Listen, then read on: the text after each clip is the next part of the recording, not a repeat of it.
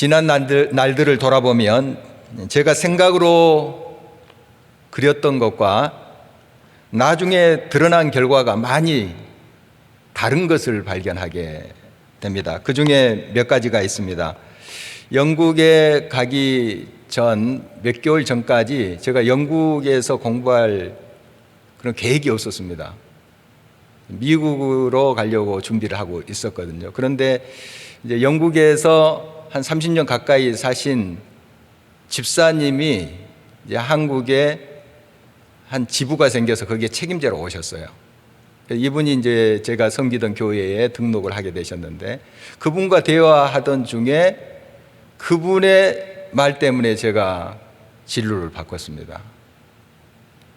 그리고 제가 공부한 버밍엄 대학교는 당시에 제가 처음 들었던 학교 이름이에요.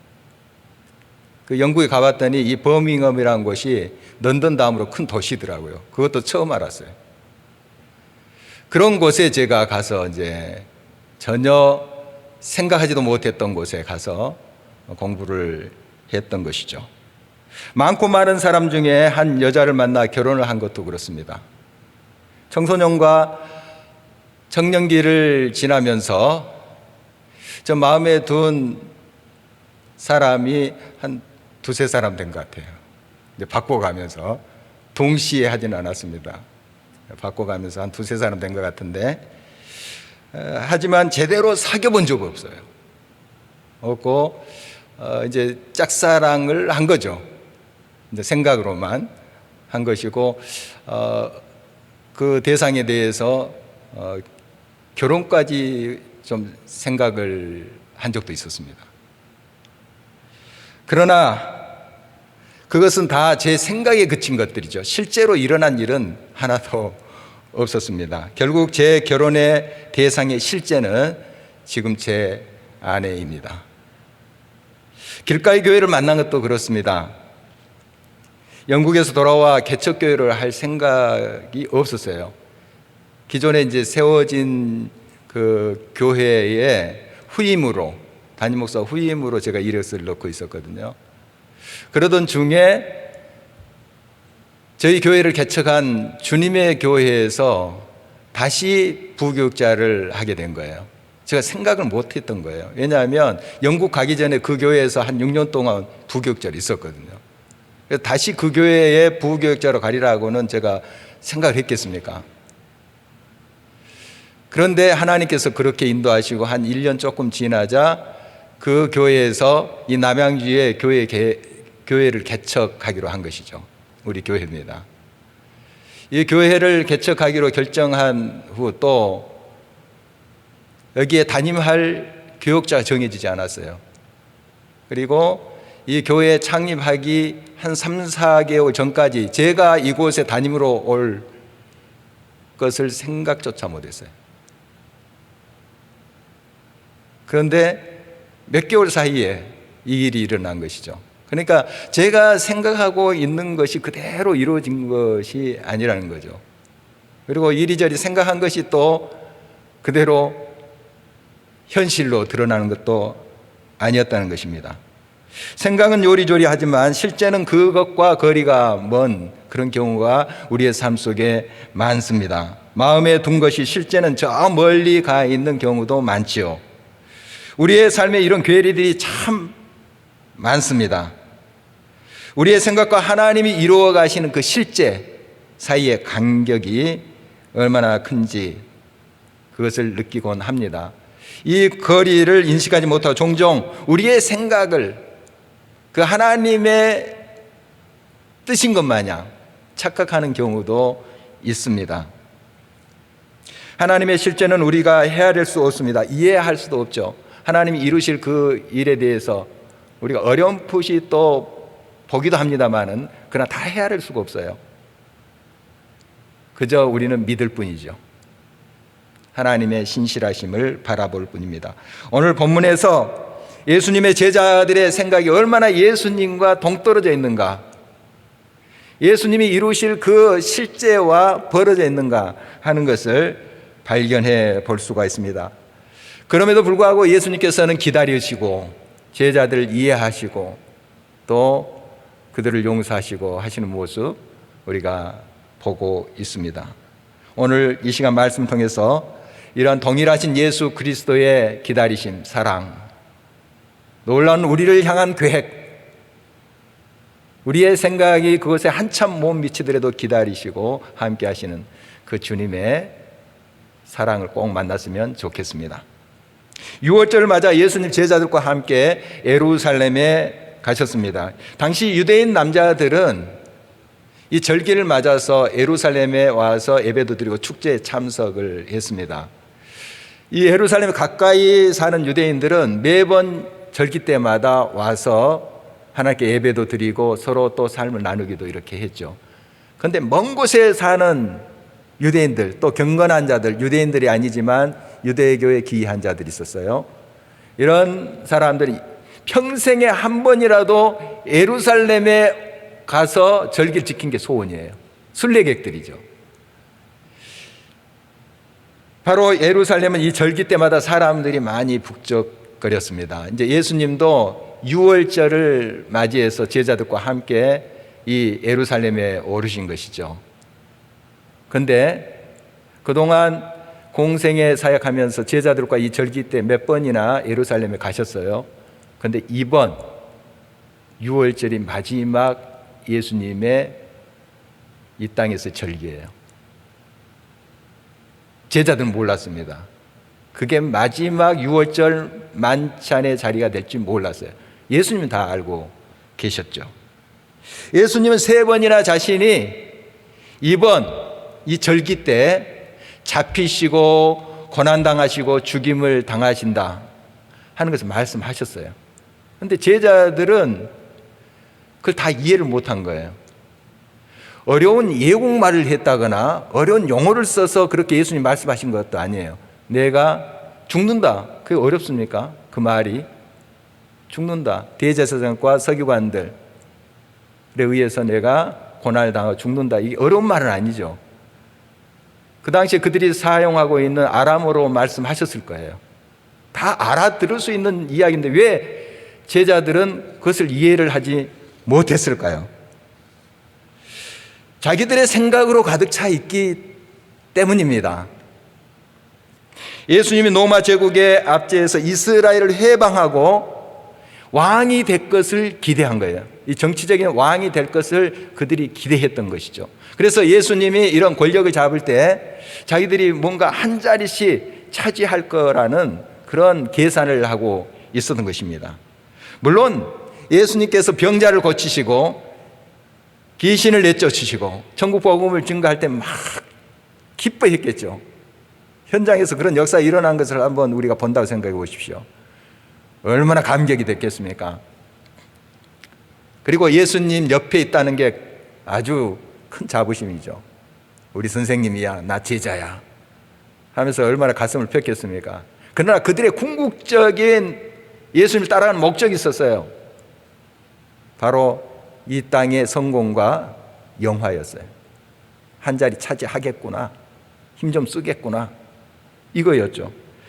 바로 이 생각으로 그들 가운데 가득 채워져 있기 때문에 예수님이 쉬운 말로 3번이나 내가 죽는다, 고난당한다 하는 말이 들릴 리가 없었죠. 예수님이 왕위에 오르신 후에 그런 일이 일어나면 조금 이해를 할 수 있어요. 그러나 자기들의 생을 다 예수님께 바친 목적 있잖아요. 예수님을 따른 목적 있잖아요. 뭔가 한 자리를 차지하기 전에 예수님 죽어버리신다. 이건 용납할 수 없는 거예요. 인정할 수가 없어요. 그래서 베드로도 예수님 죽는다 하니까 안 됩니다 하고 항변을 하잖아요. 자기의 생각이 있었어요. 계산이 있었어요. 그러니까 예수님이 말씀하시는 게 안 들리는 겁니다. 듣는 것 같지만 안 들려요. 자기의 생각이 가득 차 있으면 그렇죠. 이런 예수님은 제자들을 잘 알고 계셨습니다. 제자들의 연약함과 부족함과 또 무지함을 알고 계셨어요. 그래서 묵묵히 최후의 만찬, 즉 첫 번째 성찬식을 진행하셨습니다. 이번 6월절 만찬은 여느 때와 달리 굉장히 좀 무거워요. 그리고 좀 비장하고 의미심장합니다. 지금 우리는 이 성찬식의 의미를 잘 알고 있습니다. 그런데 이 첫 번째 성찬식이죠. 최후의 만찬. 이때 제자들은 이게 무슨 뜻인지 잘 몰라요. 예수님이 떡과 잔을 가지고 이건 내 몸이야, 내 피야, 마셔. 이런데 그냥 예수님이 하라고 하시니까 그냥 받아 먹지만 이게 대체 어떤 의미인지를 잘 모르는 거예요. 그렇게 그 성찬식에 제자들은 참여를 한 것이죠. 예수님 이미 자기의 생명을 제자들을 위해서 또 온 백성을 위해서 지금 다 주시고자 예비하신 것이죠. 바로 성찬식은 예수님의 생명을 우리에게 주신 거예요. 생명이 네 것이다. 받아 먹으라. 나의 생명이 너희들의 것이야. 이런 의미가 아니겠습니까? 정말 자기를 희생의 제물로 십자가에 죽게 하심으로 드리고자 하는 그러한 예수님의 예비하심이었어요. 몇 시간 후에 이 일은 실제가 됩니다. 지금 이 최후의 만찬 몇 시간 후에 제자들이 알 리가 없죠. 상상이나 했겠습니까? 우리 주님의 생각은 언제나 실제입니다. 그러나 우리의 생각은 그 실제와 한참 멀어져 있습니다. 못 미쳐요. 아무리 애써도 주님의 생각과 우리의 생각이 일치가 안 됩니다. 어떻게 우리가 그 주님의 한량없는 계획하심과 그 뜻을 헤아릴 수가 있겠습니까? 우리가 그 실제에 이르기 위해서는 우리에게 필요한 것은 우리의 이해력이 아니에요. 이해할 수가 없어요. 하나님의 뜻을 어떻게 이해합니까? 그 실제를 우리가 이해할 수 없다고요. 이 간격을 어떻게 그럼 메웁니까? 그게 믿음이에요. 믿는 거예요. 다 이해할 수 없고 알 수도 없어요. 그렇지만은 지금 우리의 모든 삶을 예비하시고 인도하시고 함께 하시는 그 주님의 신실하심을 믿어버린 거예요. 다 알 수 없지만, 다 이해할 수 없지만 나의 가장 아름다운 것을 주시고 합력의 선을 이루시는 그 주님을 내가 믿는 거예요. 여러분, 바로 이러한 믿음을 우리들에게 우리 주님은 요구하고 계시는 것입니다. 이 믿음은 지난번에도 나눴듯이 들음에서 나와요. 들어야 돼요. 어떻게 듣는다고요?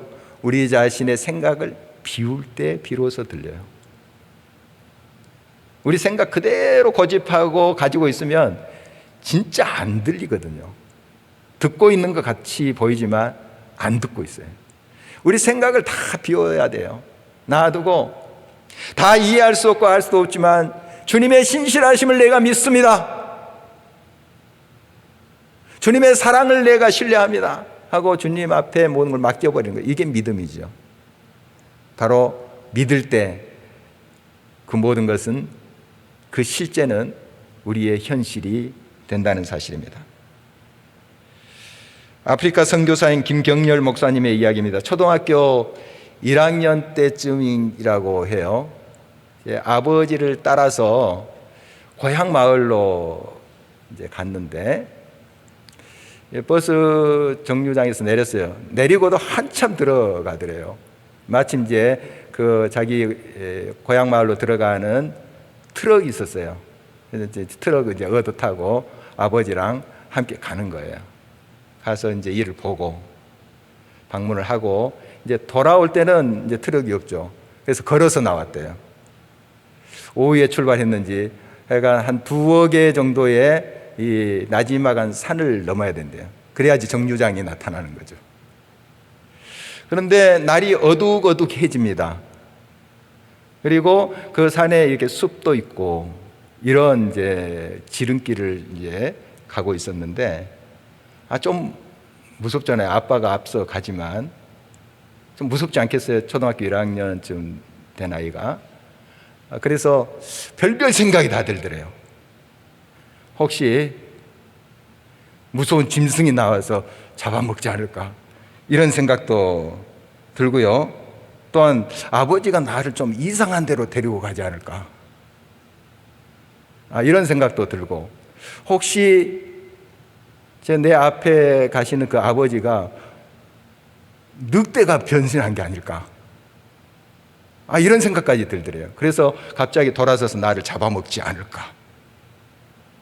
아니나 다를까, 아빠가 청정걸음으로 가더니 걸음을 멈추시고 뒤를 딱 돌아보는 거예요. 순간 겁이 나죠. 그런데 아빠의 얼굴에 미소가 그윽하게 퍼져 있었습니다. 그리고 이렇게 말씀하시는 것이었어요. 둘째야, 힘들지?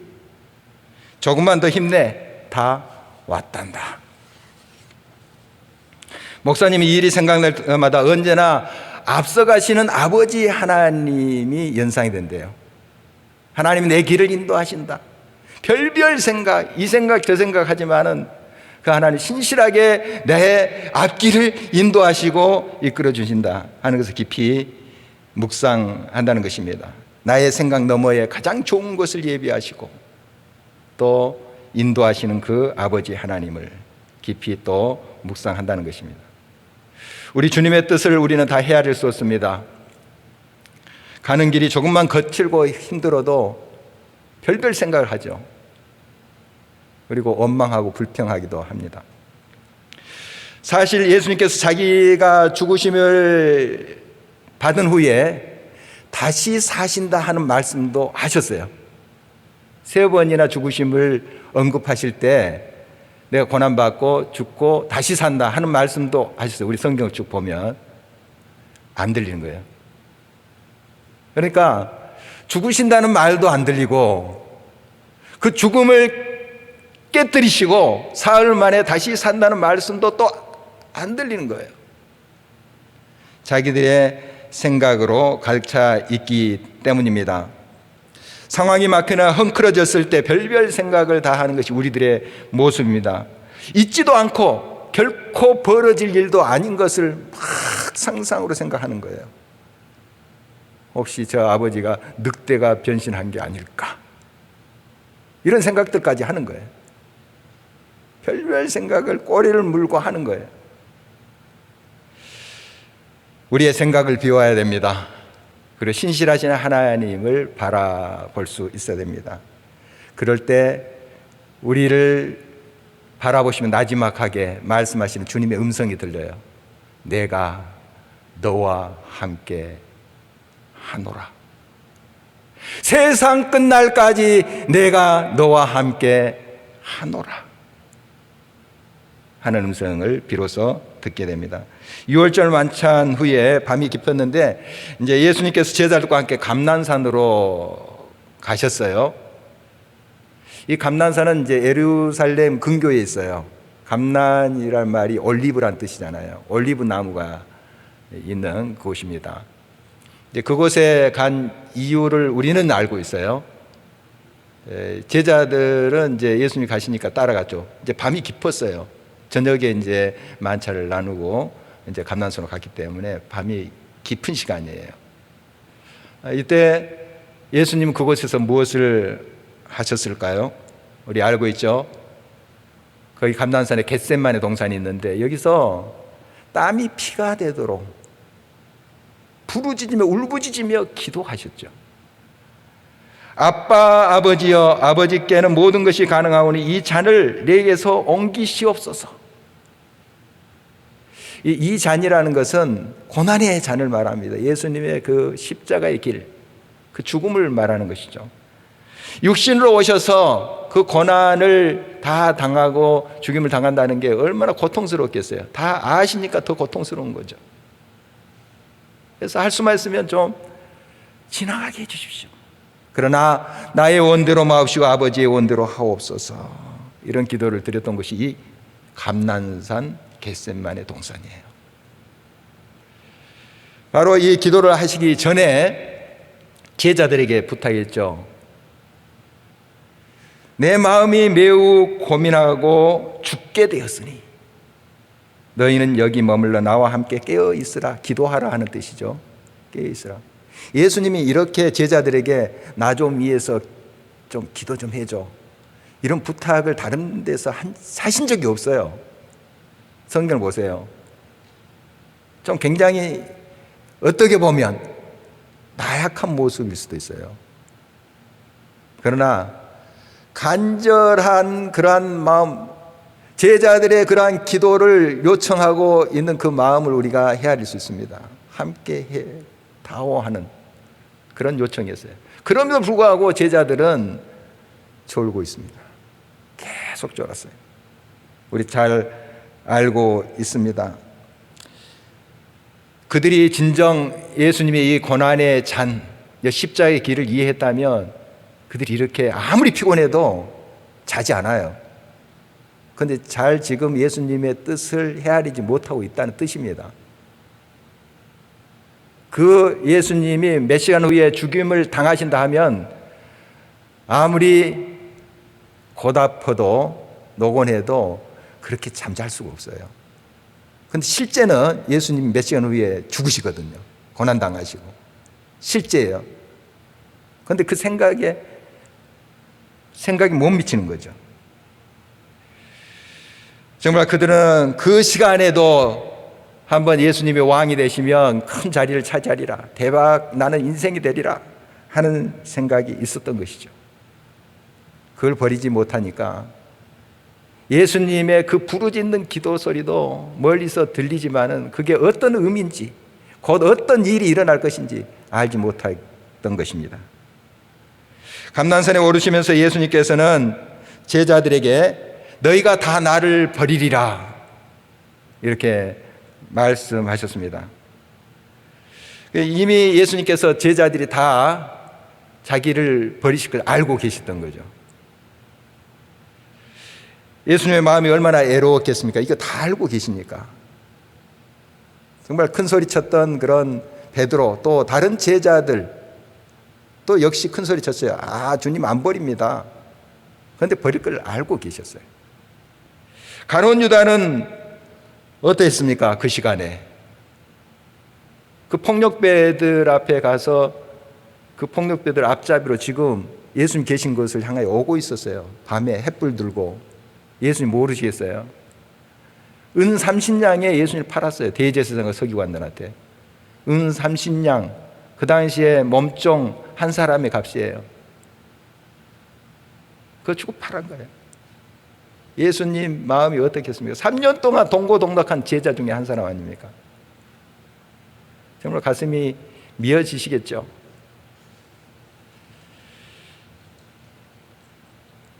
예수님께서는 이렇게 의리도 없이 배반하는 제자들, 정말 예수님의 마음에 계속 못을 박는 그 제자를 향해서 이런 말씀을 하고 계세요. 오늘 본문 28절입니다. 그러나 내가 살아난 후에 너희보다 먼저 갈릴리로 가리라. 배반할 것을 다 아세요. 말도 안 되는 이야기잖아요. 그 다른 사람은 몰라도 이 제자들만큼은 배반하지 말아야죠. 목숨 걸고 끝까지 예수님과 함께 있어야 되죠. 물론 그들의 마음은 그랬어요. 생각은 주님과 함께 살고 죽으리라. 이게 진실한 그들의 마음이었어요. 생각이었습니다. 그러나 실제는 다른 거예요. 실제는 예수님이 다 이해하시고 내가 다시 살아난 후에 갈릴리에서 너희들을 기다리겠다 하는 거예요. 배반한 또 예수님을 정말 등지고 도망칠 것을 다 아시면서도 이런 말씀을 하는 예수님의 모습 봅니다. 이미 이 제자를 용서하신 거죠. 그들의 연약함을 알고 그들의 부족함을 알고 이미 예수님은 그들을 용납하신 거죠. 놀라운 사랑입니다. 정말 그 사랑을 우리가 어떻게 다 헤아릴 수가 있겠습니까? 예수님께서는 제자들에게 그들이 자기를 배반할 것을 말씀하시면서 이제 제자들에게 이런 말씀을 하셨습니다. 베드로가 다 주님을 버릴지라 나는 그렇지 않겠습니다 했죠. 이때 예수님께서는 이런 말씀하십니다. 내가 진실로 내게 이르노니 오늘 이 밤 닭이 2번 울기 전에 내가 3번 나를 부인하리라. 이 마가복음에서는 닭이 우는 횟수까지 기록하고 있어요. 3번 부인하는데 그 부인하기 전에 2번 닭이 울 것이다. 구체적으로 이제 적고 있는 이유는 이게 실제예요. 실제 일어나요. 이제 곧 일어날 일입니다. 이게 실제예요. 생각은, 베드로의 생각은 아니에요. 그럴 수 없습니다. 내가 뭐 죽을지언정 예수님이 어떻게 부인합니까? 이게 생각이고, 실제는 닭이 2번 울기 전에 3번 부인하는 거예요. 그러니까 마음은 굴뚝 같죠. 마음은 예수님을 위해서 모든 걸 바치고 싶어요. 그러나 실제는 다릅니다. 우리 예수님은 이 모든 것을 다 알고 계셨습니다. 생각과 실제는 거리가 있습니다. 어떤 것은 그 간격이 정말 상상할 수 없을 정도로 멉니다. 좁힐 수가 없을 정도로 그렇게 떨어져 있는 것을 보게 됩니다. 하나님의 생각과 우리의 생각은 이만큼 거리가 있습니다. 그 간격을 실제로 우리가 메울 수가 없어요. 이사야 55장 8절에서 9절입니다.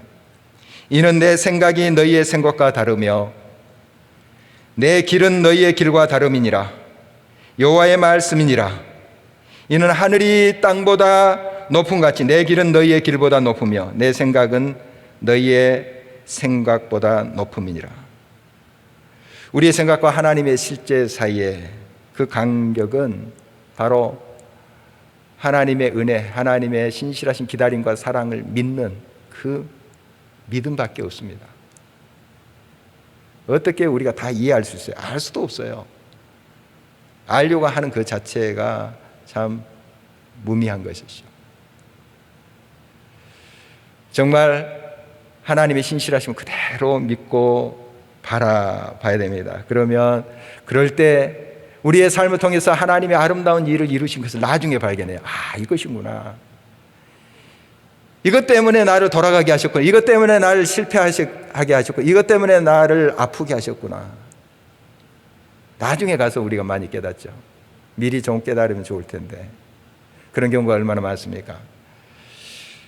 아까 언급한 김경렬 선교사님 책 냄새나는 예수에서 소개한 이야기입니다. 한 노파에게 단지 2개가 있었어요. 물단지입니다. 2개인데 우물까지 가서 이제 물을 이 단지에 넣고 길어 오르시는데 어떻게 이제 그걸 운반하냐면은 긴 장대를 어깨에다 메고 양쪽에 하나씩 단지를 매달아서 물을 길어 오는 거예요. 그런데 그 단지 중 하나는 금이가 있었어요. 그래서 이제 그 긴 거리를 우물에서 물을 담고 오면 집에쯤 오면 그 금이 간 단지의 물은 한 반쯤밖에 남지 않아요. 다 금이 가서 이제 새어 나오기 때문에 그런 것이죠. 그 흠이 있는 단지는 참 이것이 안타까운 거죠. 그런데 흠이 없는 단지, 멀쩡한 단지는 아주 자부심이 있죠. 난 다 담고 왔어. 흠이 있는 더 금이 간 그 단지는 항상 자신이 부끄러운 거예요. 그래서 슬프기도 하고요. 이제 2해가 지났어요. 어느 날 우물가에 이제 물을 기르러 할머니가 가셨죠. 거기에 이제 금이 간 단지가 이렇게 물었어요. 나는 금이 나 있어서 집에까지 가는 동안 계속 물이 흐르니 막상 집에 도착하면 물이 얼마 남지 않아요. 속상해요. 허물 많은 이 모습 참 부끄럽습니다. 이런 이야기를 한 거예요. 그 노파가 이렇게 웃으며 말했다고 합니다. 슬퍼하지 마. 내가 있는 쪽에 길가에는 꽃들이 있고 반대쪽에는 꽃이 피어 있지 않는 건 너가 발견했니? 그 눈치채지 않았니? 나는 내가 금이 있는 것을 알았기 때문에 내가 있는 쪽 그 길가에 꽃씨를 뿌렸단다. 그리고 내가 매일 왔다 갔다 이제 하면서 그 새어나는 물에 이 꽃에 물을 주었어. 지금 2해가 지나서 이렇게 꽃나무에 매일같이 물을 줬기 때문에 예쁜 꽃들이 피었잖아. 그래서 이 꽃을 내가 거둬서 식탁도 꾸미고 있지 않니? 우리 주님의 생각은 하나도 어김없이 실제입니다. 우리의 생각은 거기에 한참 미치지 못할 경우가 얼마나 많습니까? 다시 말씀드립니다.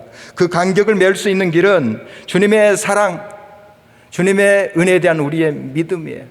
다 이해할 수 없고 알 수도 없지만 우리의 생각과 하나님의 실제 사이는 너무너무 멀어서 그 간격을 우리가 어떻게 노력해서 채울 수 없지만, 그러나 하나님의 그 놀라운 사랑, 예비하심을 우리가 믿는다면 그 실제는 저와 여러분의 현실이 될 거예요.